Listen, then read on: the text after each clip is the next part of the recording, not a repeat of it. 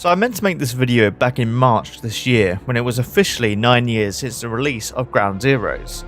But we're almost at the end of 2023 and I'd kick myself if I didn't get this video out before the end of the year so that I can kinda get away with saying, I'm afraid it's been 9 years. Damn it! Nosokoma!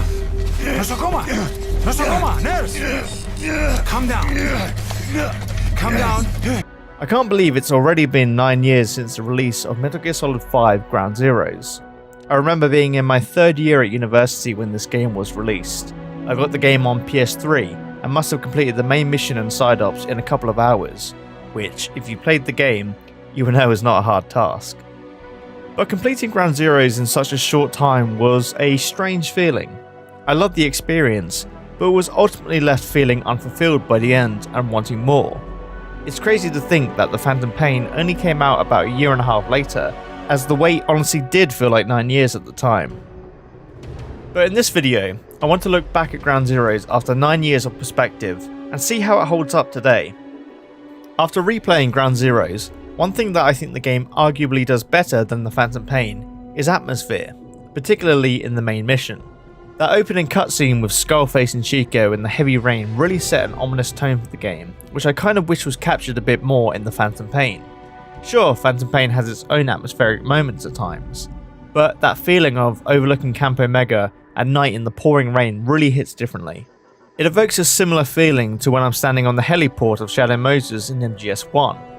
It also really adds to the stealthy element of the game, as you sneak around the camp at night, avoiding searchlights as you go and trying to stay in the shadows where possible. Whereas most of the side ops take place during the day, which, while this adds to the variety, doesn't quite feel as good to me. This was the first time we got to play in the anticipated Fox engine, which still looks beautiful in this game. I'm no video game designer, but the way light and reflections work in this engine just feels so realistic, especially the way it reflects off Big Boss's drenched sneaking suit.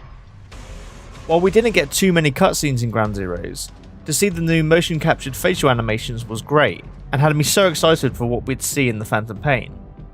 It was also incredible to get a first look at the single take cinematography Kojima employed in MGS5. The camera just has such a fluidity to it, which I hadn't seen in any other video games up until this point.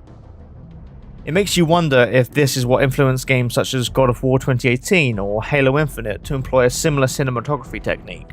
After all, MGS is known for its cutscenes, so it might as well influence the industry with its cutscene style. This would also be the first time we truly got to hear Kiefer Sutherland's rendition of Snake, or more accurately Big Boss. The firing of David Hayter really hurt the fanbase at the time, as he had brought so much to the various roles as Snake throughout the series, and truly loved the fanbase. The whole thing was just handled very poorly, but I'm glad to see that the fanbase stuck by Hayter, and that even Konami seems to be bringing Hayter back into the fold lately with the upcoming release of MGS Delta. But that's not to say that Kiefer Sutherland's version of Big Boss was bad. He did a fine job in the role, which I've come around to over the years. But it is very obviously Kiefer Sutherland. Some fans argue that his performance was more fitting to the grounded feeling of MGS5, but I do feel that with the right direction, David Hayter could have toned down his performance somewhat to fit the tone of the game. After all, you still had Robin Atkin Downes in the role of Kaz Miller, who still gives a great performance as the character, and managed to give some iconic delivery. They played us like a damn fiddle! As I said, Sutherland's performance is perfectly fine for me, but it just lacked the iconic quality that Hayter brought in my opinion. In terms of gameplay, the game still holds up really well. It mostly plays like Phantom Pain, just without some of the gameplay features like being able to knock to distract guards, or some of the animations not being as smooth. But as stealth gameplay goes, it still feels great to play. Just the sandbox of Camp Omega alone was really fun to play in. I like how it introduced multiple ways to complete your objectives, as well as optional objectives like rescuing all of the prisoners instead of just Chico. It adds a sense of replayability, which I feel was essential to getting more bang from your buck with this game. Of course, you also had the side ops, which all brought their own fun challenges too. I especially like the side op where you had to rescue the main man himself, Hideo Kojima, a mission objective which would come up again in Phantom Pain. Then you had the extra ops, which you had to unlock by collecting all of the XOF patches scattered throughout Camp Omega. PlayStation got its own exclusive extra op called Deja Vu, where Campo Mega had been reskinned to look closer to Shadow Moses, whereas Xbox had the Jamais Vu extra op, which was exclusive at the time, where you got to play a cyborg Raiden as he eliminated the Snatchers. These extra ops were fun little additions to the game, but I rarely replay them. I remember during the development of MGS5, there was a lot of talk from Kojima about how dark and serious he was going with this one, and I feel like Ground Zeroes really delivered on that promise, especially, for better and worse. MGS has always had a fine balance of seriousness and campiness, but with Ground Zeroes it felt like there were no room for jokes. You couldn't even get a cardboard box in this game. The bomb removal scene in the helicopter is still very hard to watch for me, and I remember feeling a little worried that Kojima had taken things a little too far at the time. I'm glad that we didn't get anything quite as gruesome as this in Phantom Pain, as I don't think my stomach could have taken much more. As I said earlier, I like the ominous atmosphere introduced in the game, but I'm not sure you needed gore to accomplish this. But overall, I think my appreciation of Ground Zeroes has grown over time.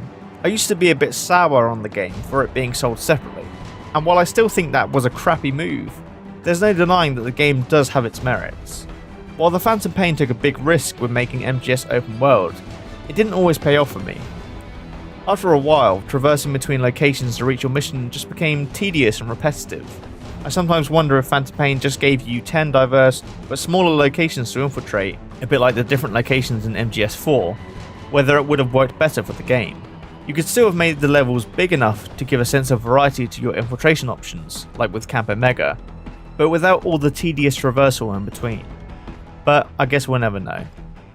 At the end of the day, I'm a sucker for great atmosphere in video games, which is probably why MGS1 still remains my favourite in the series to this day. So getting to infiltrate Campo Mega, as it literally drips in atmosphere, is something that I'll never get bored of, even 9 years later. If you haven't played Ground Zeroes in a while, then I recommend checking it out again all these years later, as although it certainly is a very short experience, I do feel that it's an experience that stands out amongst the series in a unique way. I'd love to hear your thoughts on Ground Zeroes in the comments below.